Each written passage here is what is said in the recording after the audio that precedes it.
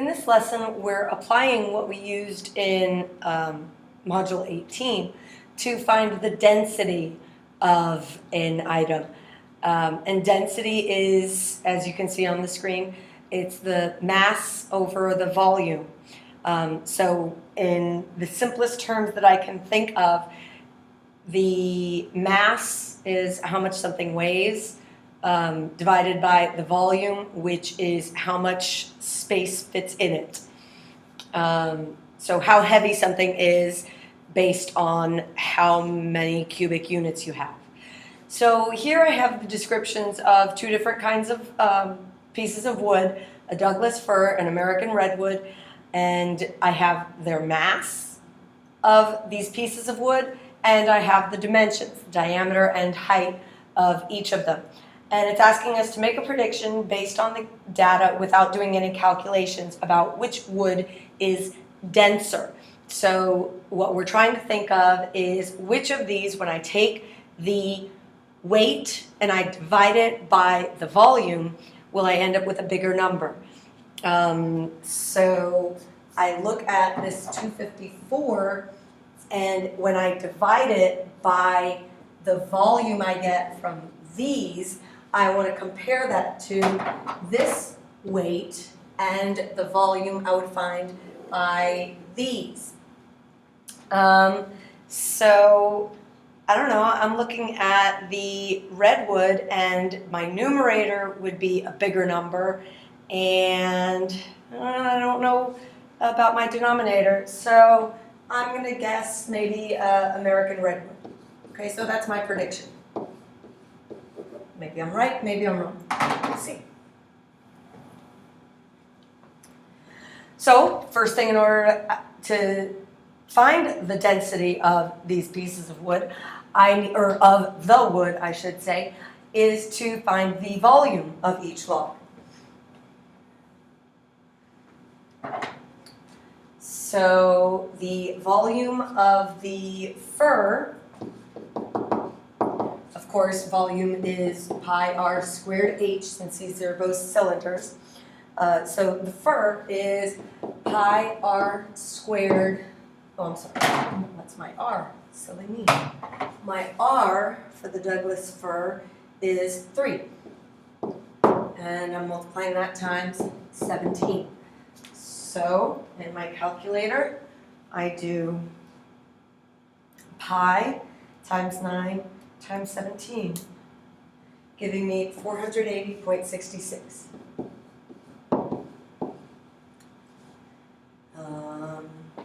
Cubic centimeters. And then the redwood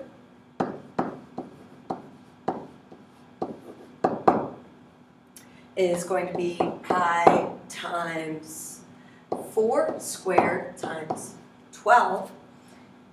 So pi times 16 times 12, and I think I might be wrong. 603.19 approximately. So the density of fir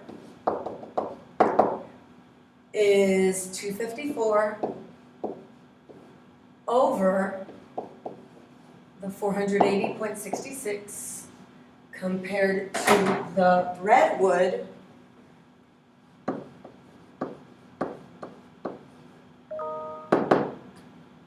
whose mass was 271 over 603.19. So when I calculate that 254 divided by 480.66, that's approximately 0.53 kilograms per cubic centimeter, as opposed to the redwood,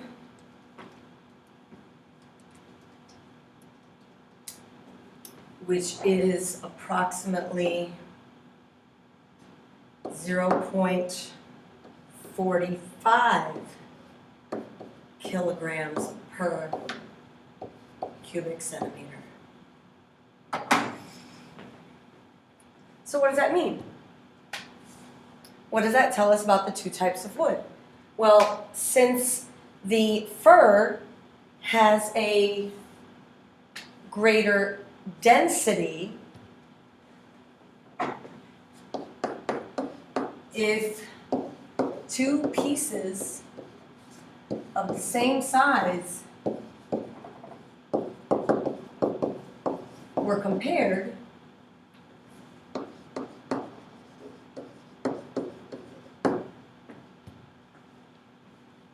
the fir would be heavier.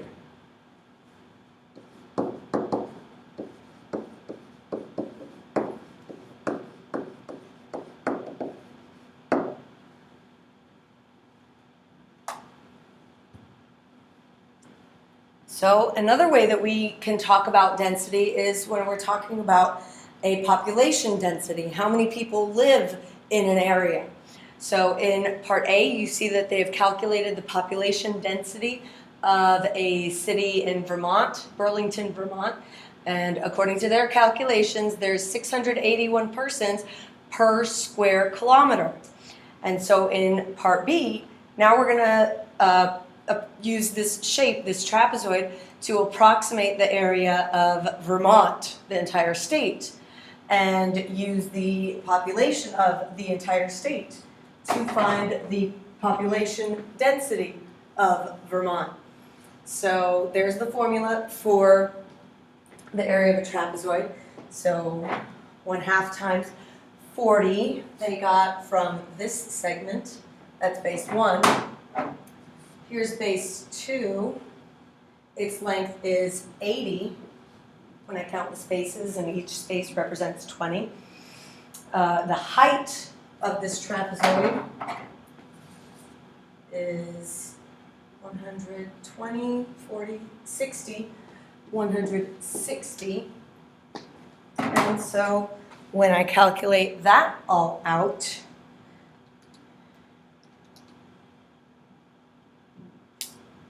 that's 9,600 square miles.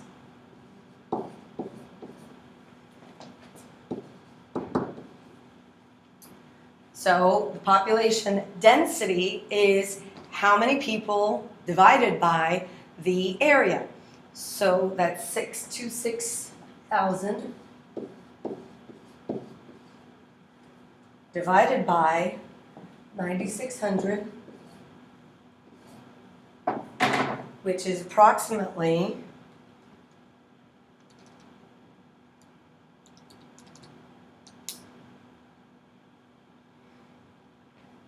65 persons per square mile.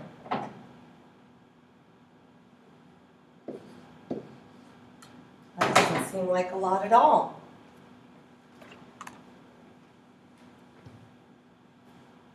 Now it says the actual area of Vermont is 9,620. So is our approximation for the population density an overestimate or an underestimate? Let's take a look.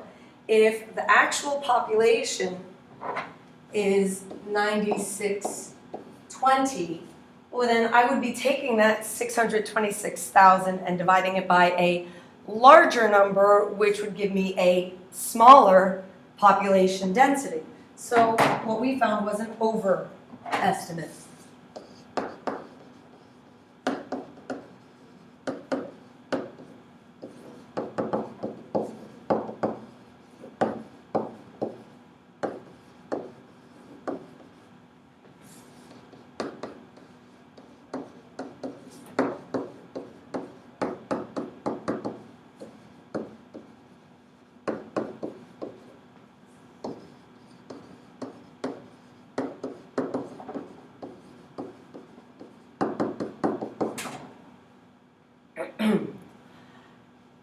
How would the population density of Vermont change if its given population doubled by the year 2100?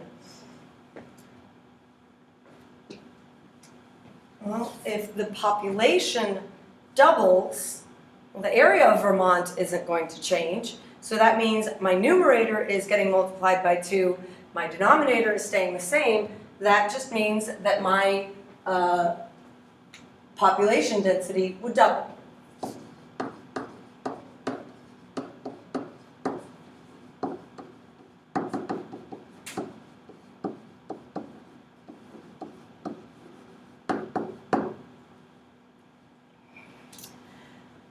In example 4 here, it says, Maria claims that Burlington is about 10 times more densely populated than the state average.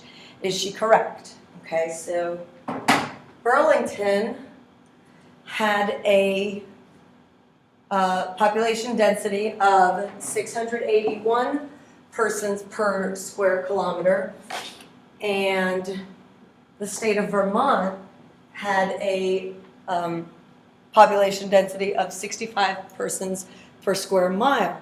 So I'm going to guess Maria looked at the numbers and saw that 681 is approximately 10 times 65, but the mistake that Maria made is she didn't look at the units of measure.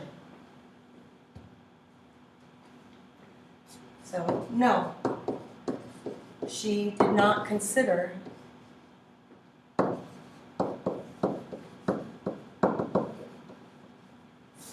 units of measure.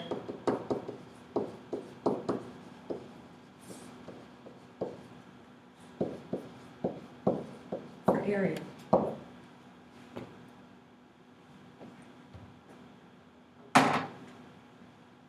Another example like that. Chicago has a population of 2,715,000. Its territory is modeled by this parallelogram. So first thing we should do is let's find the approximate area of Chicago.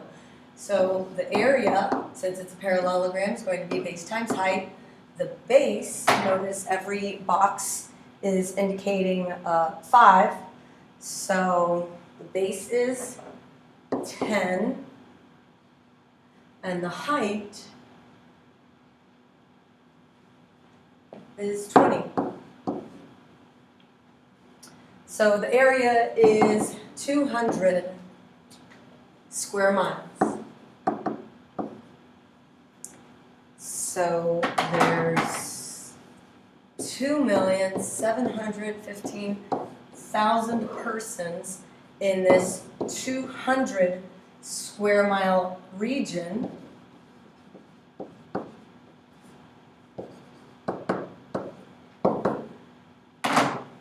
Which means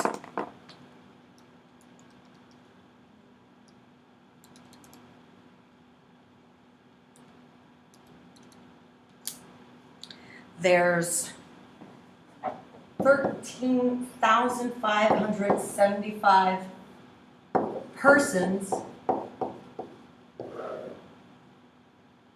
per square mile. To put it in perspective, if you like being really, really crowded, Chicago's the place to be. If you like having lots and lots of space, maybe Vermont is what you would rather have. Another application for density is calculating measures of energy. And so we're looking at the British thermal unit, BTU, which, notice they describe it as the amount of energy needed to increase the temperature of a pound of water by 1 degree. Okay. So in example A, let's look at what they did. They said that when this spherical tank is filled with natural gas, it provides that number of BTUs. So they found the volume of the spherical tank, and then they divided in order to find how many BTUs are there in 1 cubic foot of natural gas. So they're finding like the energy density of natural gas. And so that's 1,027 BTUs per cubic foot of natural gas. So the volume of the tank isn't changing. The volume of the tank they found here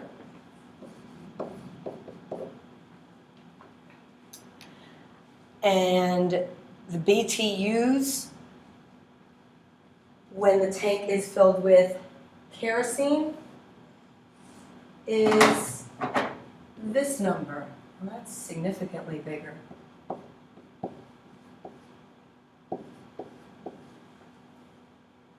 And we're dividing that by 36 pi, which is approximately 113.1.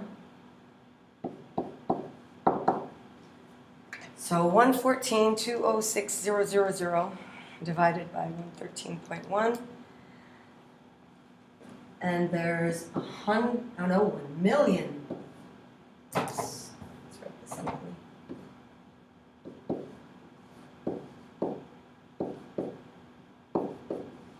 So 1,009,779 BTUs per cubic foot. So in the next screen, you see they're asking us kind of a silly question.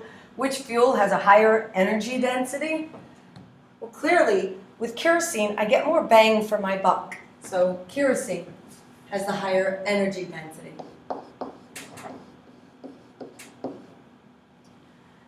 Okay, so in example 7, they're saying 1 pint of water weighs approximately a pound. So how many pints of water can be heated from 74 to 75, in other words, 1 degree, by 1 cubic foot of natural gas? So let's come back to that description of BTUs. A BTU, 1 BTU, is the amount of energy I need to increase the temperature of 1 pound, or 1 pint, as indicated on the other screen, of water by 1 degree. So if I'm trying to heat up water 1 degree, and I'm trying to find out how many pints of water, that's going to be the same. This is asking us natural gas in this problem. It's going to be the same as the number of BTUs, so 1,027 pints.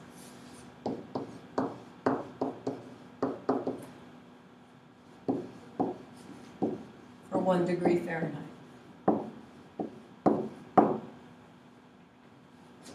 Then it asks how many pints of water can be heated from 75 degrees to 85 degrees. So that's 10 degrees by 1 cubic foot of natural gas. So if I have 1,027 BTUs in a cubic foot, then I could take 1027 and divide it by 10 to find out how many pints I could heat 10 degrees. And that's going to be 102.7 pints for 10 degrees Fahrenheit. In this example, we're trying to find out how many BTUs will the tank provide when filled with natural gas. So again, they're asking about natural gas, so that's 1027 BTUs per cubic foot. So let's just have that information down.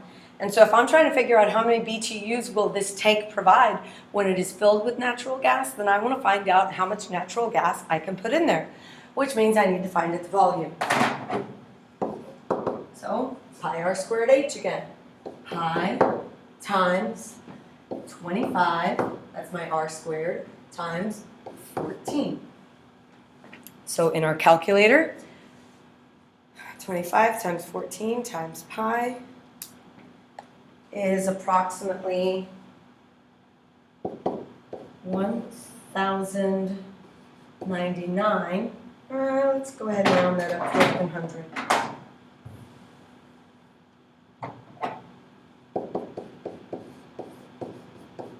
Cubic feet. So I have 1,100 cubic feet. Natural gas will provide 1027 BTUs per cubic foot, so I'm going to multiply.